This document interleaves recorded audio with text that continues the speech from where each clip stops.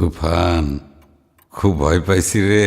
তুফানের অফিসিয়াল ট্রিজার প্রকাশ করেছে চরকি। রায়হান রাফি পরিচালিত এ সিনেমায় অন্য এক রূপে ধরা দিয়েছেন ঢালিউড সুপারস্টার সাকিব খান। প্রকাশ পাওয়া 1 মিনিট 22 সেকেন্ডের ট্রিজারে দেখা যাচ্ছে পুরো সিনেমাই অ্যাকশন আর রহস্যে ভরা। ট্রিজারে দেখা যাচ্ছে বন্দুক হাতে এন্ট্রি নেন সাকিব। এ সময় তাকে বলতে শোনা যায়, পূর্বের কথা মোতাবেক এখন থেকে পুরো দেশকে তুফানের হাতে তুলে দিব।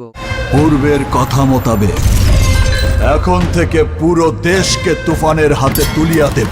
টিজার দেখে ভক্তদের মন্তব্য, কোরবানির ঈদে মুক্তি পেতে যাওয়া এই সিনেমা ছড়িয়ে যাবে অ্যানিমেল আর কেজিএফ সিনেমাকেও। নতুন ইতিহাস গড়তে চলেছে এই সিনেমা। অনেক নেটিজন এমন মন্তব্য করেছেন।